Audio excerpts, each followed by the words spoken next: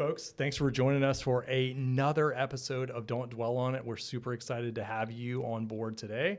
We're talking through the great aspect of the industry that we all know is shortlines. Super excited to kind of have some back and forth. Sydney and I are going to trade a lot of questions around shortlines, the role that they play in the industry, the tech adoption, and why they are fundamentally different and useful and beneficial for the overall ecosystem. Thanks for tuning in. Super excited for it. Sydney, super excited to be back together today. If you had to explain what makes a short line different from a class one to somebody at a dinner party, what would you say? What a dinner party. I would say, have you ever traveled on an airplane? Think of the actual airplane as a class one. Okay. It's going to get you from point A to point B, but not your final destination. Short lines are your Uber rides. Okay. So there's a delineation between waiting on the tarmac at O'Hare for 2 hours versus waiting in the line at Terminal 2. Exactly. Okay. Exactly. Look, we're a podcast that talks railroading. It's time for us to actually talk railroads, which I'm really excited about. So when we think about the way that short lines are made up in the overall infrastructure, so the way that I think about the railroading map in North America, roughly 140,000 miles of track, split roughly between 600 railroads. Of those, roughly 580 something are basically considered to be short lines. But how is that ultimately actually defined? And for a long time, I didn't really understand. I thought it was just based on the amount of track that they had in operations, which kind of makes sense. Yeah. The way that this is actually classified by the Surface Transportation Board is the amount of annual gross revenue that the enterprise portfolio generates defines where it is. And so basically, if you are, I think it's roughly around 900 million or above, you're considered to be a class one railroad. If you are between roughly 49 million and that 900 million number, you're considered to be a class two railroad. Anything short of 49 million in annual revenue is considered to be a class three. The fun thing about that is that you can bring a couple of short lines together under kind of a holding company structure, and that might determine where you are. So you can have a bunch of class three railroads that ultimately become a part of a kind of a class two holding company. And so that's kind of how it's all split out there.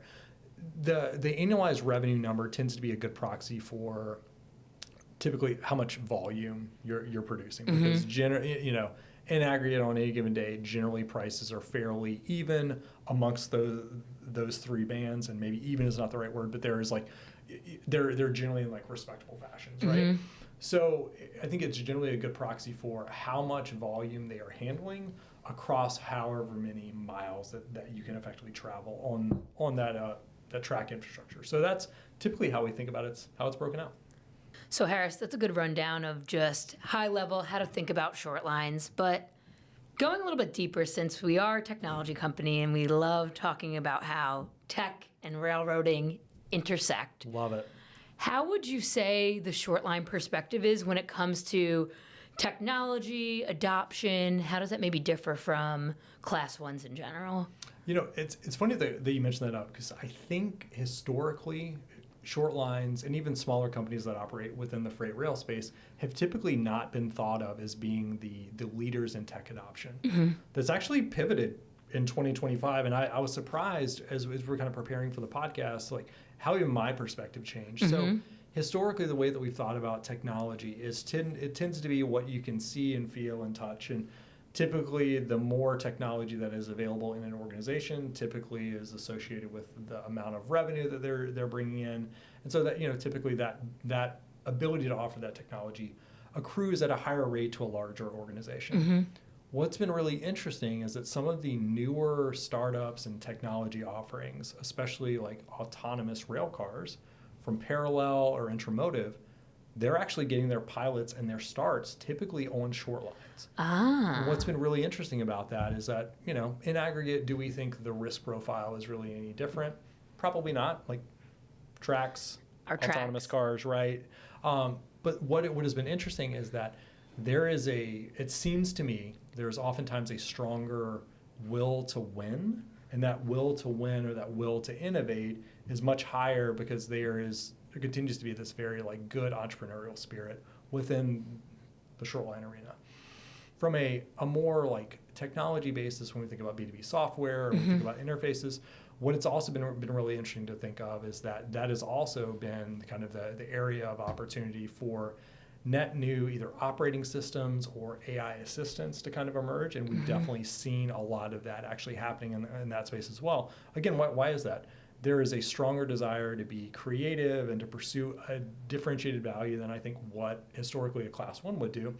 The other thing that's really interesting is typically, at a class 2 or a class 3 railroad, they have amazing IT and technology teams.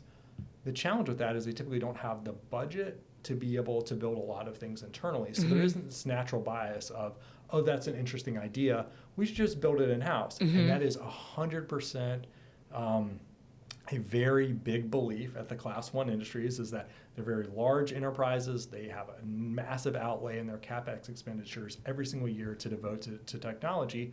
What really isn't discussed is a lot of that is really around maintenance and standing up the existing systems and making sure that they're functioning. And so what we typically see is that there is incremental budget and opportunity for startups and technology companies to be able to innovate and try new things with the short lines. And there tends to be less of a cultural barrier or ego for that to happen. I know one of the things that we were talking about ahead as we were kind of getting ready for the podcast was one of the questions that you had was, where does shortline sit in their digital maturity relative to kind of the class 1s? And so one of the interesting things that I know when we were talking about was that the digital maturity curve in freight railroading doesn't really exist, mainly because there's been such a gap in the last time that new technology was actually deployed in a meaningful way for employees. And so what I really think about that question was, I don't see one segment being ahead or necessarily behind. I see that they're generally on the same continuum. They're generally running in the right direction.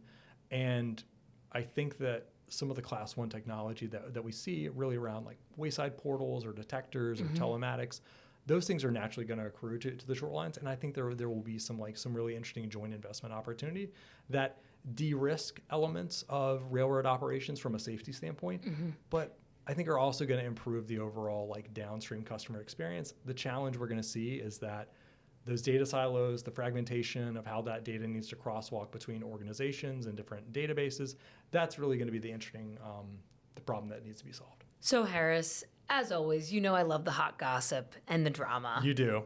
There's a lot of drama that's happening right now with the railroads, all the merger news. It's, it's top of mind for me and I think a lot of our listeners. If you had to slice that up, there's, 500 and something plus short lines. Right. That's 500 and something different perspectives. How would you think that short lines are taking the news about the merger, and what do you think their thoughts are? Yeah, look, we obviously serve short lines today, and so some of the conversations that we've had with some of those folks, they are generally watching with interest. I don't think any of the presidents or the COOs that we've engaged with have really indicated that they have a certain perspective on how the merger is going to go. And I think that comes from a place of just being honest. Like they don't necessarily benefit or find themselves in a naturally bad situation, because typically the merger as it's laid out now really affects 2 large operating enterprises. I think the net effect is that if it brings more business to their short line, it's probably really good. If it takes volume away, probably bad. So the way that I think that short lines are kind of measuring or kind of thinking about it is, what is the natural net benefit to the shippers that are operating on my short line today? And is there potential that this merger actually creates more demand for my specific network? The reality is it's unlikely that the merger is going to do that. If somebody's going to build a data center adjacent to your short line, those plans have already been made up probably 2 years ago, and they're not really too worried about the merger. If you are serving a really good mine or a lumber facility, it's really more about how's home building going. That's really going to impact, I think, the demand for you. So we haven't gotten a ton of sense that the merger is really impacting a lot of their kind of day-to-day operations. At this point, it feels like the merger has become a long-winded, kind of overdone sideshow and side story at this point, where I think a lot of people are really just worried about getting back to business and handling and serving their customers. That's really what it comes down to. When we're talking about proximity advantage, obviously the short lines have it. They're, sitting right 100%. with their shippers. They serve them directly. How does being closer to the shippers let the short line test and adopt tools faster than maybe a much larger organization, like a class 1, for instance? Yeah, there aren't 30 meetings, there aren't 10 committees that have to go through an approval process of whether you're going to roll out a new piece of technology. I can't imagine that it's that if you have a really good idea at a short line and there's clear value and that you're able to communicate that value to some shippers and your leadership, that you can't go out and try something new. And I just like there's no evidence that says that hasn't been done, because we tend to see that more often than not, that short lines are bringing us ideas and concepts and ideas of things that they want to try. And I would say they tend to lead in that space. What is really interesting about that proximity piece is when you think about the way that hands-on physical technology has been deployed in the field, one of the areas that I tend to just immediately go back to, and my experience showed, was the train and engine kind of grouping of employees, where those are the folks that are showing up at 5 a.m., getting on the locomotive at 6 a.m., running out, cutting cars, switching cars, delivering, loading, doing all the things that actually we physically think about the railroad happening on any given day. One of the biggest challenges with record keeping in the rail industry has always been whether the switch list that is in the hand of the conductor is actually represented digitally anywhere in real time. So one of the things that a handful of companies have done, and one, Wabtec leading that space for some time ago, actually deployed their MCrew tablets first with short lines in the industry.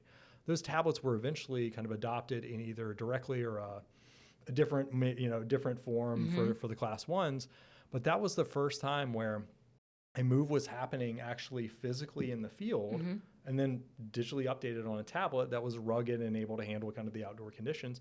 And that information then flowed back into a database and a customer could see that in real time. That wasn't rapidly deployed out on the class 1s because of the size and the scope and the scale and the culture change and the union rules that you have to go through to get all those things done. And so candidly, like, again, it's just another example of how the short lines were able to be nimble and flexible and to ship new technology. And guess what? They have 50% less back office items to deal with on a day-to-day basis. And there's probably not of like printing out a switch list and reconciling them at the end of a 12-hour shift. There's nothing worse than being a shipper and knowing that your cars got switched at 4 a.m., but it doesn't show up in the computer for another 12 hours. That's a tough way to manage your inventory. When you think about railroads and the number of available employers and then the number of available opportunities, if you are a really great and amazing upward mobility employee, the class 1s, the undersold, overlooked story about the rail industry that I've always appreciated is you can have 2 or 3 or 4 different careers. You can start out in operations and go into marketing and sales, or you can start out in law and claims and find yourself in engineering, right? And so that's one of the really fun things about the overall class 1 and kind of rail industry. A challenging part of the industry is that in order to achieve that upward mobility, you oftentimes have to be willing to relocate frequently. In my 10 years in the freight rail space, I moved 13 different times. Wow. So you have to be willing to kind of take those on. So more often than not, folks might want to try out other opportunities, but knowing that you work at a short line, guess what? You're likely not going to be moving across the network to take on a different role. So I've always felt really excited and passionate about people who are able to advance their careers without having to make some massive trade-offs that folks in the rail industry do with regularity, and we have a ton of respect for that. But I think one of the benefits of being as a part of a short line is you can take a lot of your class 1 experience and then move to a short line and localize that. And candidly, there is a little bit of, if you know that there are a lot of people moving and changing jobs, there is a little bit of a transient nature to that. And so part of the nice thing about working at a short line is you can own something for a very long period amount of time and create really good impact that you can see and measure and probably touch with your own hands on a fairly regular basis. So Harris, we mentioned this earlier on, but you talk so highly about short lines. You have such admiration for short lines, the work they do. And I'm just curious, do you have a personal story that ties back to that? Do you just have more of a philosophy around short lines? Is there just, hey, they're the important backbone of the industry? Like, what is it for you that lights your fire of why you're so passionate about short lines? Yeah, look, I was never fortunate to work at a short line yet, but one of the things that I always appreciated is, at a couple of the terminals that I worked at, short lines were, just as a natural part of operations, we would have to help them construct trains, or we would construct trains for them, and they would come in and pick them up and ferry them along. And so I had to interact with those crews on a pretty regular basis as a train master. And that was some of the most fun that I had, because their operating rules were different. Their kind of perspective of the work was very different. And so as, I was a part of a team that was at an intermediate terminal, which meant we had a lot of through traffic. And so oftentimes a lot of the crew base that I worked with, either coming in from Amarillo or headed out to Belen, New Mexico, they oftentimes were very much just like, get on, get off crews, right? And that was a fun part of the job. It was a high volume terminal. We were running 110, 120 trains a day. But working with the crew off of what was formerly known as the Southwest Railroad, and I think BNSF acquired them some time ago because the boom in West Texas with sand and oil and some things. It really didn't matter what the weather was like. It didn't really matter what kind of the job was. They came on board and they were just ready to do the work. They were happy to be there. There was always a little sense of okay, hey, I'm looking at the switch list. Would you mind if we maybe made this move in this order to maybe bring the train together, couple up, and get out of town? And so there was just always a sense that they were just more fun to work with. They were easier to get along with. They understood what was going on. And really, at the end of the day, I'm not taking anything away from anybody who was working at a Class 1, but when you get a different vibe from people, it's sometimes more exciting. And so I think that experience that I had as a train master, I think continues to carry over. And early on in Telegraph's history, when we were really figuring things out, we had the opportunity to spend some time with some short lines. And one of them came to us and said, hey, if you're really serious about building what you want to build, we think it's a great idea. The industry needs it. If you really want to learn, here's the operations call number. Call in every day at 5 a.m. Eastern time. And so we did for a couple of months. And by the end of that, we had a letter of intent, or an early agreement that if we were to build at that point the version of the product that we were thinking about building, they would have signed up as our first customer. So we I think we're able to get really intimate and up close and personal with that short line, visit them in person.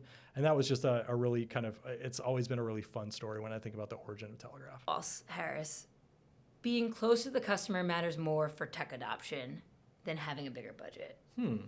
It's interesting because I look at both of those as being fungible, and I know Bill Driegert, if he's listening to this podcast, would laugh out loud over that one. Shout out Bill. Yeah, shout out Bill. So the proximity to the customer, I feel like we especially here, are always biased to being close to the customer, and I think that's a really, really great thing. Budgets kind of come and go, though, if I'm really being candid with you, right? I think when you think about whether you're a startup or you're a Fortune 50 company, budgets tend to grow or shrink depending on what the needs are. And so the way that I think about backing into that from a tech adoption standpoint is, to me, the budget will always be there if the value is evident, right? And for us, when we think about it, we're going to make plenty of roadmap decisions based on where we think the value is going to go. So we will, and there's an instance right now where we have shifted some things around on the roadmap. We've made room because we really believe and have feedback from a customer that they're going to derive value from the product that we're developing. We wouldn't know that if we weren't close enough to the customer. And so I think both of those elements are fungible, but what I would have to say is, like, being closer to the customer actually matters more to inform other decisions that you might make. Hey everyone, thanks for listening. This is just us scratching the surface when it comes to short lines. There's a lot more to dive into, and excited to recap more. But make sure you follow us. If there's any questions you have, on our social media pages around LinkedIn, YouTube, and also our website, www.telegraph.io. And separately, really excited to plug our next episode, which is all around shippers. So get ready and stay tuned for more.